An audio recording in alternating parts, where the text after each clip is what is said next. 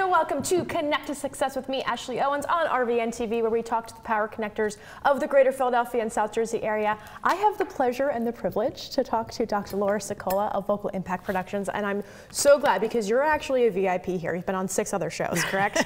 So you're kind of a pro. Should I even bother talking? Should I just I do your thing. I want to listen to you. No, I'm good. It'll be great.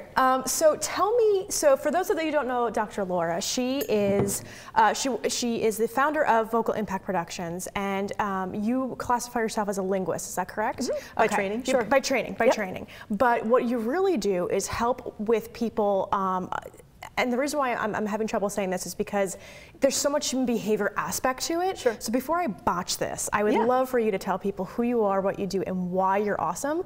And then we're going to talk about That's on my business card. I'm awesome because. Yes, that's right. You should make it work. But yeah, please tell people more about that because you're in my head, pretty spectacular. But I want everybody else to know why. Oh, you are very sweet. Oh, thank you. I think the easiest answer is one word. Okay. Influence. Ooh, okay. Tell me about that. People get frustrated because they feel stuck in some capacity, personal, professional. I typically work with people on the professional realm, but where you feel like you're not having enough influence to get the results that you want. Okay. And that is in great part, there's lots of factors, right? Budget issues and all sorts of other things. That notwithstanding, one of the main reasons why people aren't effective in getting the results that they want is because of the way that they communicate. They're in their own way and they don't even know where they're putting their foot in their mouth, or they're just not showing up. They think they're projecting one thing, they think they're communicating one message, but they don't realize that what they're actually communicating and what the other person is hearing is something that's got a big hole in the middle of it, or they're sending them in a completely different direction. So my job is to help you realize where there's that gap between how you want to come across when you speak, how you think you come across when you speak, and how you actually come across. And when you realize where that gap is, and you realize where you've been sabotaging yourself with every phone call, with every presentation, with every meeting you attend, where you're missing the mark, you can go, oh my gosh. Oh, duh. Right, exactly. I never realized that I was doing that. No wonder I'm not getting the promotion. No wonder I'm not landing the big clients. No wonder they won't let me lead the project. No wonder, no wonder, no wonder. So when we figure out where that gap is, then my job is to help you figure out the strategies and the skill set you need to close the gap. And it's amazing the transformation that you can make when you finally are willing to have that little taste of humble pie to realize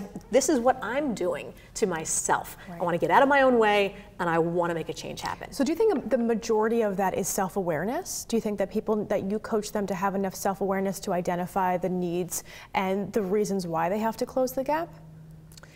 If people are coming to me, they know there's a problem. Got it. Right. They feel like they may not know what the problem is. They can't put their finger on it, but ultimately, one of the biggest challenges that most people have is not knowing what they're doing that's wrong. They don't know why they're coming across a certain way. Or it could be that it's a matter of confidence. That's one of the biggest challenges that I hear from clients. I'm not confident when I have to present to a larger audience, or I don't feel confident when I have to manage up, right? You have to present to the big bosses. So how do you find that confidence and be able to project a certain level of authority that really lets the other person know, I have what you need, I can give you what you want, why you're coming to me for this service, for this product. So people know that they are having a problem and they don't know how to solve it. So that's what they want me to point out for them. Got it. And so when somebody calls you, they're having one of those issues. It's a confidence thing, trying to get a promotion at work, just trying to fill the gap, like you said. Can you give an example of something that you've worked with somebody, and this could be obviously anonymous, but just an idea of how you've brought somebody who had this particular challenge and then how you were able to see the progress moving forward? Sure. So there's somebody I've been working with rather recently where internally there was a little bit of an imposter syndrome, which is that feeling of being where you sort of know that you have the skill set to be where you are, but you're afraid that somebody else is going to look at you and say, you don't belong here. That they're going to expose you as a fraud. Right. And so that can eat away at your psyche. Entrepreneurs think that all the time, especially in the first 2 years. I'm sorry, because the fact that you said imposter syndrome, you're the only other person that I've heard say that. So yes, I know what that feels like, and I know other people that know what that feels like. So yes, continue. It's a huge challenge. I'm glad you're validating everything. And you know what? Also, I'll give you another buzzword to match that buzzword, but a big challenge is that when people don't feel that confidence inside, they're afraid of that exposure, then they're holding back because inside they're thinking, oh, I'm not sure, you know, what if, that what if just eats away. And when your brain is thinking what if, your body language, your posture, your voice might sort of hold back and fry out, and you don't realize that you're not really speaking loudly, and you have this croaky, gravelly thing. Or there's all sorts of other maybe upspeak you're using because you're not totally sure, so you're afraid that maybe you're not right, so you're implying okay, you know. And but you'd be amazed how many people do it. Men, women, older, younger. It's not a millennial female valley girl. Oh no. Really? No. Okay. No. 60-year-old white men in executive positions in Armani suits. No kidding. Oh yes. I did a training, so a detour from the first story, did a training for one of the largest national technology companies out there. I worked with their national sales leadership team, about 60, 65 people. You figure if they're the national sales leads, then they're all, you know, mostly, you know, upper 30s through 60s, 75% men, mostly white, and all highly educated, highly successful, which is why they were at this training. Right. And we did this part, and I came up to the piece where we're talking about voice, and I mentioned the upspeak. And one guy in the back, I'm going to guess he was in his early to mid 50s, probably fit that demographic I just described. You know, he sort of raised his hand and he said, can you give me an example of when a guy would do this? Because I just can't see it happening. Yeah. And I said, no. But hold off, and in an hour, if you don't have an answer for your own question, ask me again. Yeah. And so we did, and we went through this training, and I had them video record themselves, doing a whole bunch of different things. Like they'd partner off, and it's like, all right, here's my phone, you record me, I'll do my spiel, then I'll record you on yours, and then I'll teach them how to analyze their video for themselves. That's a great practice. When we were debriefing at the end, we're going through it, and to his very gracious credit, he had the intelligence to have the humility to be able to say, that's me. I gotta confess, I heard a lot more up than I thought was inherently necessary. And I went, okay, there you go. So it is not a gender thing, it is not an age thing. There are certain groups that'll do it more as like a social bonding thing, and that will tend to be more the, you know, much younger kids, women in particular, when it's done almost deliberately, but everybody else slides into it at different times, like when they're in mental list mode, as I call it, or some other context. And it's funny how they'll suddenly jump in and then jump out of it and not even realize they do it. Oh my gosh. So some people, and this may be completely off, but there's some people will say like, hey, you know, where are you from? I'm like, oh, from Jersey. Well, you don't have an accent. I'm like, well, when I get very, very I get the same angry, it comes back. It comes back, and I get very Italian. Like I get very, you know, authentic and like, this is what's going to happen. You know, very much like that. But and this holds coffee in those modes. Coffee. Yeah, coffee and water. I'm right there with you. Yay. But to your point, the in and out, it's interesting. You know, this could be a self-conscious thing, but I don't watch a lot of the interviews that I do, because if I have a good experience, I don't want to nitpick at things. However, the benefit of watching them is to not only get better, but to see that the body language, the kind of questions. It's an education piece. I used to be an actor a while ago. Oh, very cool. So I enjoyed like the human behavior aspect, identifying different personalities, things like that. But I always had a problem watching myself, because the feeling I get during the interview is always so great and so warm and so comfortable that I don't want to taint it by looking at myself being stupid on camera. So it's one of those things. How do you shift that mindset to figure out how to get over that? Broccoli. Shut up, really? I refer to it as my broccoli lesson. Really? I do. So, you know, if you have kids, or if you ever were a kid, you know, mom makes you eat your broccoli little by little. You don't want it. You want ice cream. You want cookies. But in the end, you know, they force you to eat the vegetables, and you grow up big and strong. You may even develop a taste for it, and you realize that it was in your own best interest.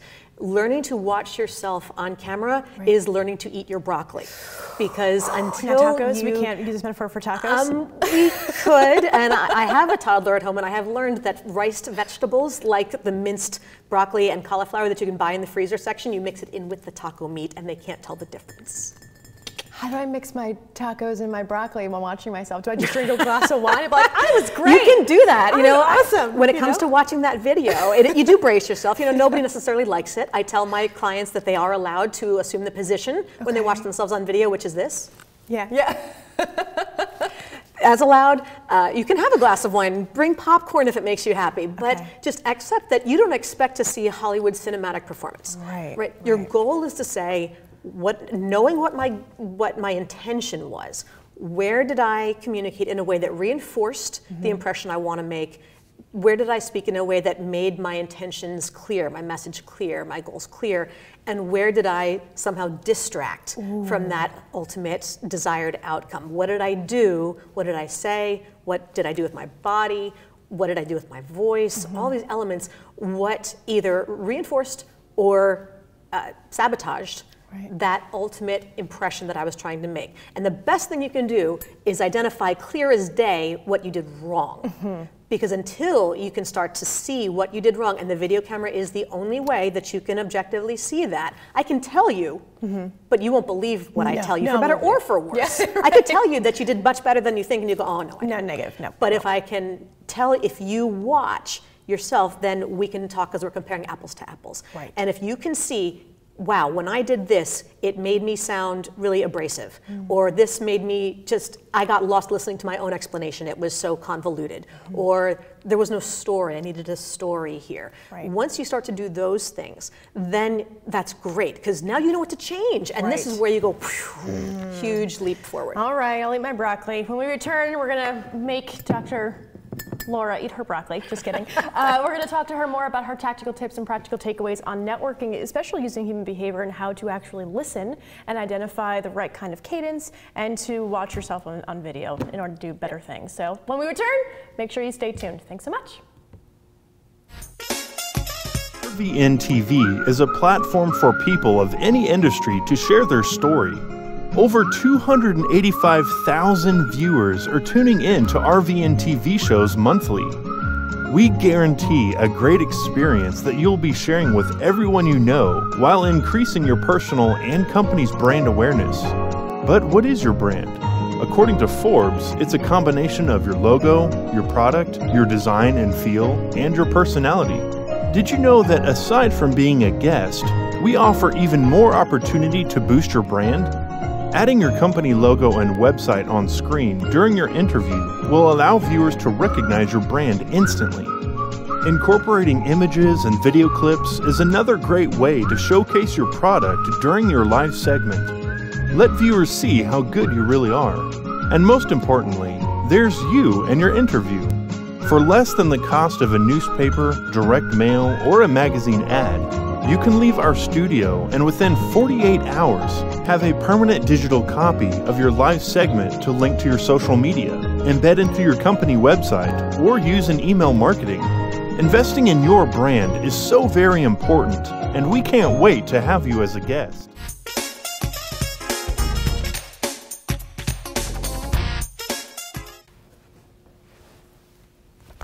Welcome back to Connect to Success with me, Ashley Owens, on RVN TV at 12:30 on Thursdays. I have the pleasure of interviewing Dr. Laura Sicola of Vocal Impact Productions. So thank you again for being here. Thank you for having me. All right, so with all of your words of wisdom and your education piece to this, what do you think when you go into a networking event, what do you think people do the most that they don't realize that they're doing? And that's incorrect. A lot of things, as a matter of fact. Let's talk about it. So one is that there's two different kinds of people, right? There's people who love networking events and think it's fun, and there are those who dread it. And those who dread it telegraph it like there's a gigantic yellow flashing arrow pointing at their head that says, I hate this, don't want to be here, don't want to talk to you, feel totally uncomfortable in my own skin, can I please get a drink at the bar and run away and play with my iPhone? Right. So then just knowing that if that's what you're really thinking when you are walking in the room, then that's what everybody else is realizing as well. This is what you're projecting through your stories, which you probably don't tell, through your voice, which you're probably not using in a very successful way, and through your body language, which says, I don't really want to be here. So the things to start with is, number one, realize that you're there. Why are you there? You're there in theory, at least, because you want to make new connections. Prospecting, etc. But people start relationships with, and that they want to maintain with people who they feel connected to, people who they like. So when you walk in, and you start right away thinking something like, well, you know, but I'm an accountant, and you know, that's just boring. Like people aren't going to be interested in talking about accounting. But that's the whole point. Like I would agree with that in that I don't think accounting is interesting, which is why I'm not an accountant. But that's also why I love my accountant, because he just loves to tell me about some new idea he came up with, and because of this new tax code and this change, and he's passionate. He's passionate about it. And who do you want to hire to do your taxes but somebody who is that excited to do something that for you, you'd rather have a root canal than do. Right. So if you project, I love what I do, then that makes me want to know more about you. Right. That makes me find you interesting. Even if I don't think your job is interesting, that doesn't mean I don't need your job just because I don't think that role is interesting. I need you. Yeah. So help me make that connection. Let your geek flag fly, or yes, all that, whatever it is, whatever you love. Let people know that first and foremost, because if you're happy about what you do, that's a great launch. Do you think, so I talked about this in a previous interview, but I'm a big advocate is like nobody gives a damn about what you do. It's how you make them feel, right? Yes, correct. It's a common thing that people say. Right. But no one is listening to your pitch. They are buying from you. They are engaging with you. They are providing you, or you're providing them with help on some capacity. So if people aren't going to work with sucky people, meaning they're just not going to do it. I'm going to put that on the back of my business card. People don't work with sucky people. You should coin that, by the way. I should get it. Yeah, I should. But I find that to be it's so elementary at the end of the day, you know, because sometimes we forget when we go into networking events or even just talking to somebody new, is that you're still trying to make a friend. And by friend, I mean at the very, like, just be friendly. You know, what does that look like? What does that mean to you? How does that person come across that actually engages you in the like-mindedness that you may or may not have? Right. So if the pressure is taken off, you're able to actually have a conversation. Right. And to your point, being able to have passion about what you do, you can wear that all over everybody's face. Yep. It's also like the BS meter that you have with salespeople as well. Right. That come up and just kind of spit their 30-second pitch. Right. Where do you think people could really, how could people prep for something like that? If they're going into an event and all they know is that they have to sell their product, how would you suggest they prep for the conversations that they're going to have to be the most effective? One is being able to not just have like a 30-second elevator pitch, but get the essence of what you do, of the value you provide, directly or indirectly, down into kind of a one-sentence or a one-question prompt that gets people thinking in the right direction. So, for example, my question to people might be, tell me, where's one place where you're not having the influence you need to get the results you want? Fancy. And that tells me, now I get you talking, but it's you talking about your world in the context of my world. And that way I can learn more about you, which is really what I want to do. And I'm not talking about myself, but you're starting to think, oh, where would I really like to have more influence? Oh, I like the idea of more influence. And I'm going to talk, and the more I talk about myself, the more I like her, because she seems to be a good listener. And you know, it just goes in that general direction. I met a guy who, of all things, I mean, you want to talk about jobs that don't sound sexy and glamorous? Yes. He sold recycling bins. Okay. Right. Trash containers, recycling bins. And his line was, I have the best job in the world because I get to talk trash all day. Oh, I love him. Right, exactly. Exactly. Like you just said, I want to hang out with the guy who sells trash cans. I know, isn't that weird? Did you ever think those words would come out of your mouth? No, but to your point, like, it's catchy, it's interesting. He's put thought into it, and you can tell that he actually gives a damn about what he does. And it's clever. You know, it just makes you enjoy that person. And if nothing else, just figuring out a couple of entries that you can use to strike up conversations. Look for the person in the room who looks as uncomfortable as you feel, because they're dying for somebody to come up and start the conversation because they don't know how. Talk to the wallflower. Yeah, why not? And if nothing else, there's some really easy openers that you can use with people, especially with women. If you are a woman talking to a woman, when in doubt, compliment her shoes, or their accessories, purse, whatever it is. Perfect. You know, I've walked up to people, around the side, just a quick little touch on the elbow to get their attention. By the way, just wanted to tell you, love your shoes. Your shoes are amazing. And done. And they suddenly go, oh, well, thank you, because you know that they think those shoes are amazing, which is why they're wearing them in the first place. Exactly. And they're so glad that you understand it, recognize it, appreciate it. You now have a common bond. Eventually, you'll get to what you do, but the nice part is once they have gotten to that nice response, all you have to say is, by the way, and that's the transition, by the way, I'm Laura. Nice to meet you, Laura. Pleasure. Because we're already in the conversation. It's like, oh, where are my manners? Silly me, I'm Laura. And then you can keep talking about shoes or go into what you do or talk about the buffet or whatever you want. No, but by the way. I love the by the way. I like that a lot. Yes, but that is something that has worked. That does work. I use that all the time, and it's genuine. You're coming across as a genuine person, not just finding the one thing. They're like, meh. You're being genuine about the questions that you're asking. Right. For men, what would you say you would compliment on them? There's a couple of things. Depending on accessories certainly are there. Guys are really into their flashy socks now. You'll see somebody in a super conservative gray suit, and they're screaming neon pink socks or something. You know he wore those for a reason. Or a bow tie, something kind of snazzy. Sure, accessories are always safe. Now, you may not say to them in the same way, love that bow tie. They may read it a little bit differently, but like, dude, cool bow tie, props. You got more guts than I have, or something along those lines. I do the beard. I'm like, bro, beard on point. My husband has the same beard. What oils do you use? They love. Oils could be interesting. Depending. Well, if it's a very long, exquisite, trimmed, beautiful beard. Oh my gosh. But that's good to know. My circles. But if nothing else, there's some easier ways, men like to talk about their toys. So tech. See somebody who's wearing the new AirPods, the little wireless earbuds. Maybe just stop and say, excuse me for interrupting, but I see you've got the AirPods. Do you like them? I've been debating. Brilliant. Because men are always willing to give opinions about toys. It's totally safe. It's not personal. It's just, interesting stuff. So that's easy. And when in doubt, there's food. You're standing next to somebody at the buffet. They've got something on their plate, and you can ask, excuse me, do you know what's in that? Did you try it yet? How is it?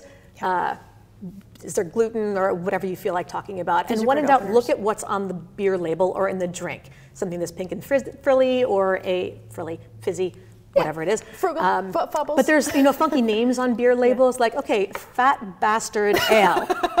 Haven't had one of those before. Any good? You recommend it. Talk to people about what they're drinking. It's certainly easy enough. It's a conversation. It's a conversation. But those in the by the ways, I love that. The by the way is always the transition. Great. I'm definitely going to use that even more often. But the compliments of the dress. I love the toys to focus on that. Also watches. A lot of men do wear a lot of accessory watches, and my husband also does that as well. So it's nice to be like, my husband likes that, and that way you can kind of not the put Apple Watch or the whatever the non-Apple equivalent of it is, right? Awesome. So you have, first of all, if anybody doesn't know Dr. Laura Sicola, she has 5.5 million views on a TEDx. I forgot to even bring that up. So she did a TEDx, and you have a book coming out. I do. Can we talk about the book? I would love to talk about the book. Tell me what's going on. The book is called Speaking to Influence, Mastering Your Leadership Voice. And the idea is that for anybody who may not have the opportunity to do some one-on-one coaching with me or bring me into your company to do a team training or a series, this is for you to take into your home, into your car, because there's going to be both the paper version, the ebook version, and the audiobook version, all available, launching on April 16th. But to take all of my coaching, all of my tips, all of the insights, and apply it for yourself, because every chapter has exercises and homework assignments for you to do to really identify your own blind spot and figure out where it's keeping you from getting to that end goal and getting the results that you want. So why did you decide to write the book? Exactly what I just said, because not everybody can work with me one-on-one. There's only one of me, and there's a lot more of everybody else. So if there's not the opportunity, or for whatever reason you just want to start small, maybe do it yourself before you take the leap into one-on-one coaching, give it a try. This will, if you even just read it, it will provide you with so many insights, all the the palm to forehead moments of, oh my gosh, I never thought about that. So great, now you've got 1,000 things to think about on your own. But also if you take that next step and you do the exercises at the end, or the little activities, the listening exercises, because there's a resources page on the website where you'll be able to download all sorts of extra little sound files and little worksheets and things. If you take that extra step, you have no idea what you will uncover as far as the magnitude of the changes that you can make in a very short period of time. Because the beauty of what I teach is how tiny changes make massive differences. And when you switch those, people may not be able to put their finger on what you're doing differently, but they'll notice something's different. It's a little bit of a change.